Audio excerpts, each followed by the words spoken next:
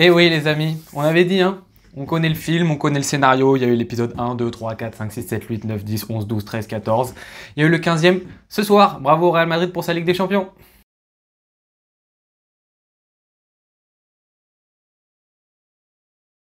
Les amis, c'est frustrant. Qu'est-ce que c'est frustrant une nouvelle fois? On essaye d'y croire, on essaye à chaque fois de se dire non, ça va changer, le scénario quand même, eux-mêmes, ils vont en avoir marre d'avoir toujours le même match, toujours le même scénario, etc.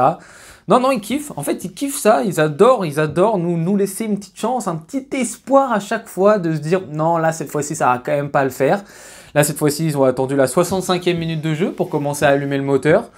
Et oui, et c'est quand même une nouvelle fois passé pour eux. Pourtant, 65 premières minutes où Dortmund est supérieur, où Dortmund mène la danse, Dortmund arrive à imposer justement au Real Madrid son style de jeu. Un Dortmund qui jouait beaucoup plus haut que ce que je ne le pensais, qui laissait beaucoup plus d'espace derrière, mais qui avait décidé par contre de presser très vite et très fort les joueurs en capacité de prendre la profondeur. Donc tu avais tout de suite un 1 contre 1 qui était très bien géré justement par Dortmund, hormis Kroos à qui on laissait pas mal de liberté, sinon tous les joueurs étaient pris d'assaut. Bellingham inexistant sur les 60 premières minutes, Vinicius inexistant sur la première mi-temps, Rodrigo également inexistant, Camavinga dans le dur. Dortmund qui fait une sacrée partie, sacrée 65 premières minutes, qui arrive très souvent aussi à se défaire du pressing du Real Madrid, et quand ils arrivent à s'en défaire, bah ça libère des espaces, et comme on l'a dit, Adeyemi, Sancho, ça fait plaisir quand il y en a. Füllkrug en déviation, mais quel joueur mesdames et messieurs. Franchement Füllkrug, la finale qu'il fait, le niveau, c'est ouf face à des mecs comme Rudiger, etc. Le jeu de pivot, etc. en déviation,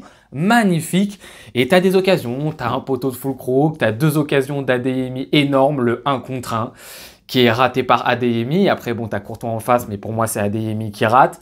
Adeyemi également au moment sur un contre qui va essayer de trouver Arater, mais c'est Courtois aussi qui s'en empare. Sabitzer de loin aussi qui va trouver Courtois, une tête de Füllkrug. Et on le sait, si tu ne tues pas et si tu n'es pas assez méchant face au Real Madrid, eux ils le seront. On le sait, encore une fois le scénario on l'a vu, c'est comme les Fast and Furious les gars, le Real Madrid, c'est exactement pareil, tu sais comment ça va se passer. Et eux, être dominants sur le match, mais ils en ont rien à cirer. Limite, j'ai envie de te dire, je pense, les supporters du Real Madrid, tout ce qui est aspect tactique, analyse tactique, et oui, on va regarder spécifiquement ça, et regarder le demi-espace, le contre-pressing, le truc à telle minute, mais ils en ont rien à cirer, eux. Ils en ont rien à cirer, pourquoi? Parce qu'ils savent qu'avec une composition qui est bien faite, un bon système qui se répète, H24, etc., il va se reproduire la même chose. Ils sont en surconfiance, ils sont en surdominance, parce qu'au bout d'un moment, à force de gagner de cette manière-là, bah t'as trop de confiance. En fait, tu démarres le match, tu te dis, et au pire, on perd, il y a quoi? On en a gagné 14. Donc en fait, plus tu en joues, plus limite tu as de la confiance en toi et plus après c'est facile d'en gagner parce qu'on sait que dans les finales ça devient compliqué. Après à la 65e minute de jeu, bien évidemment le rapport commence un tout petit peu à s'inverser. Il va y avoir le but de Carvajal sur le corner. Carvajal qui quelques minutes avant, juste si vous vous souvenez très bien, juste au retour des vestiaires sur la seconde mi-temps, a déjà une tête assez dangereuse exactement dans la même situation. Nacho qui 15 minutes plus tard a également une super action à ce niveau-là. Donc les 100 premiers poteaux très mal gérés par Dortmund. Alors je pensais vraiment que justement sur les coups de pied arrêtés, Dortmund avait peut-être une longueur d'avance sur le Real Madrid. À partir du but du Real, là c'est pas du tout la même chose, tu sens que Dortmund il s'effondre, mais il s'effondre comme nous en fait. Les mecs ils se disent encore une fois, c'est pareil, qu'est-ce que tu veux qu'on fasse? On est Dortmund, l'équipe la moins clutch de l'histoire de l'Europe, qu'est-ce que tu veux qu'on fasse face à l'équipe la plus clutch de l'histoire européenne? C'est pas possible, donc oui ça s'effondre, il va y avoir ce deuxième but, le deuxième but, mais le Real Madrid aussi en finale, il y a un truc qu'ils apprécient bien, c'est que leur adversaire leur donne des buts. Donc on se souvient très bien du match contre Liverpool, là où il y avait le gardien, là je sais plus comment il s'appelle, qui a fini à Istanbul ou à Beşiktaş, qui leur donne 2 buts à ne pas gober les ballons comme ça. Là, une nouvelle fois, c'est un joueur de Dortmund qui fait une passe dans l'axe. Bah oui, on va faire une passe dans l'axe pile poil au centre pour Bellingham, qui se fait un plaisir de décaler Vinicius. Et même Vinicius, il a de la réussite parce qu'il fait une balle totalement topée, donc un tir totalement raté, qui est touché en plus par le gardien et ça finit quand même au fond des filets. Donc même le deuxième but, il m'a foutu une rage dans sa conclusion, mais une rage énorme. Là, ça tue le match, ça permet au Real Madrid de se régaler parce que le Real est quasiment sûr justement de gagner ce match-là et qu'on fait rentrer des joueurs qui méritent d'avoir du temps de jeu, des Militao, etc. On fait sortir Toni Kroos.